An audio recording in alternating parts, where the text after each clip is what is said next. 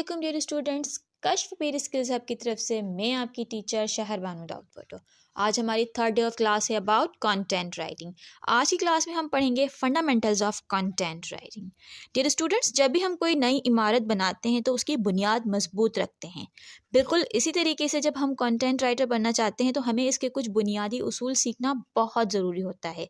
ऐसे उसूल जिन्हें सीख कर अपनी राइटिंग में यूज़ करके हम अपना कंटेंट एक क्वालिटी कंटेंट बना सकते हैं। बाज़ औक़ात स्टूडेंट सोचते हैं कि कैसे हम अपने कंटेंट को एक मयारी कंटेंट बनाएं। तो ये सब आप इस कोर्स में आपको पता चलेगा। हमारे साथ रहिएगा ताकि आप इस कोर्स से भरपूर फ़ायदा उठा सकें। चलिए बढ़ते हैं लेक्चर की जानिब।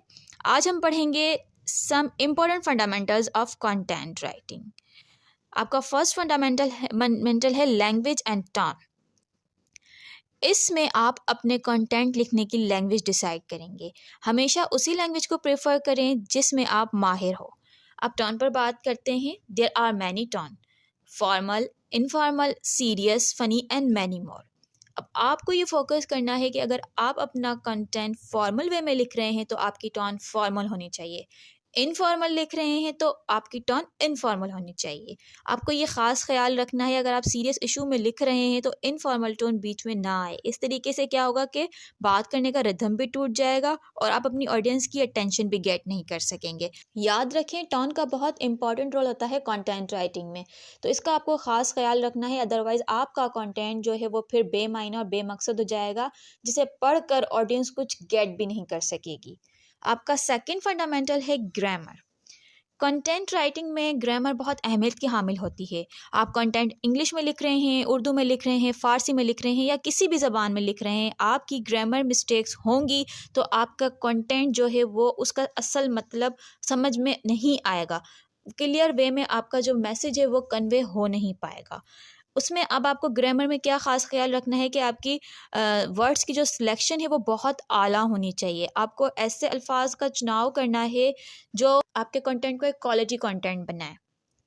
इसी के साथ आपको पंक्चुएशन का लाजमी ख्याल रखना है। कंटेंट राइटिंग के दौरान आपको ये पता होना चाहिए कि कहाँ पर कॉमा यूज़ होगा, कहाँ पर इन्वर्टेड कॉमास यूज़ होंगे और कहाँ पर एक्सक्लेमेशन यूज़ होगा। अगर आप कंटेंट लिख रहे हैं और आपने एक जुमले में मल्टीपल चीज़ों की बात की है तो वहाँ पर आपको कॉमा लगाना लाजमी है, ये आपको पता होना चाहिए। अगर आप किसी उदास लम्हे की बात कर रहे हैं या किसी खुशी का इजहार कर रहे हैं तो आपको पता होना चाहिए कि यहाँ एक्सक्लेमेशन का साइन आएगा। अगर आप कोई कोटेशन यूज़ कर रहे हैं तो आपको ये लाजमी पता हो कि ये इन्वर्टेड कॉमास इसके स्टार्ट और एंड में इस्तेमाल किए जाएंगे। इन सब छोटी छोटी बातों का ख्याल रखना बहुत ज़रूरी है ताकि आपका कंटेंट जो है वो एक मीनिंगफुल कंटेंट हो। जब ऑडियंस उसे पढ़े तो वो उससे सराहे और उसकी रेटिंग टॉप पर चली जाए। अगर इसमें ये मिस्टेक्स होंगी तो क्या होगा कि ऑडियंस भी इरिटेट होगी और बात का मकसद भी समझ नहीं आएगा। तो इन फंडामेंटल्स का आपको ख़ास ख्याल रखना है। इस वीडियो के तवज्जुह से मैं आपको अपने इदारे विजन बाय कश्फ पीर के बारे में बताती चलूँ कि ये पाकिस्तान का वो वाहिद इदारा है जो बच्चों और नौजवानों के जहनी सुकून की आगाही और डिप्रेशन के ख़ात्मे के लिए मुल्क भर में अपनी खिदमत सर अंजाम दे रहा है।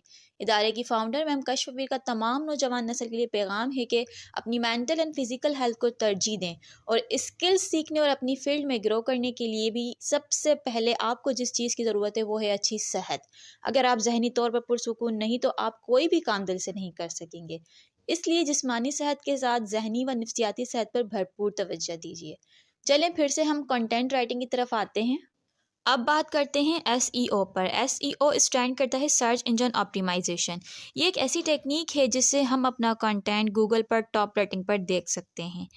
स्टूडेंट्स, आपने नोट किया होगा कि जब भी आप गूगल पे कोई टॉपिक सर्च करते हैं तो वहाँ पर बहुत सारे कंटेंट लिखे हुए आ जाते हैं, लेकिन टॉप पर वही शो होता है, वही कंटेंट शो होता है जिस पर ज़्यादा ऑडियंस जमा हुई हो, जिसे ज़्यादा ऑडियंस ने लाइक किया हो और वो कंटेंट जो हर मयार पर पूरा उतरा हो।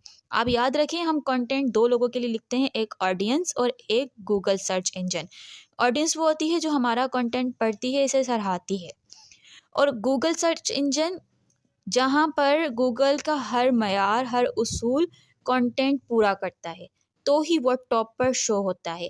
तो अब ये आपके ऊपर है कि आप अपना कंटेंट किस तरीके से क्वालिटी कंटेंट बनाते हैं। आपको किस तरीके से उसको क्वालिटी कंटेंट बनाना है, हर फंडामेंटल को पूरा करके, हर फंडामेंटल को सीख कर उसे समझकर उसे अमल में लाकर आपको अपना कंटेंट जो है उसे एक प्रोडक्टिव कंटेंट बनाना है ताकि वो टॉप रेटिंग पर जा सके।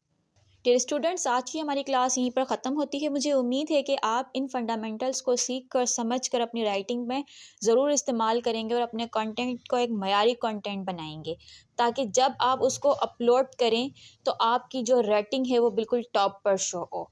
इंशाल्लाह हमारी नेक्स्ट क्लास में मुलाकात होगी। नेक्स्ट लेक्चर में हम पढ़ेंगे कंटेंट रीडेबिलिटी, किस तरीके से कंटेंट को पढ़ने में आसान बनाया जा सकता है, ऐसी कौन सी टिप्स हैं, ऐसे कौन से फॉर्मूले हैं जिन्हें फॉलो करके आप कंटेंट को बिल्कुल आसान कर सकते हैं, ताकि आपकी बात करने का, आपके समझाने का, आपके व्यूज़ का जो मकसद है वो बिल्कुल क्लियर समझ में आ जाए। तब तक अपना ख्याल रखिएगा। अल्लाह हाफ़िज़।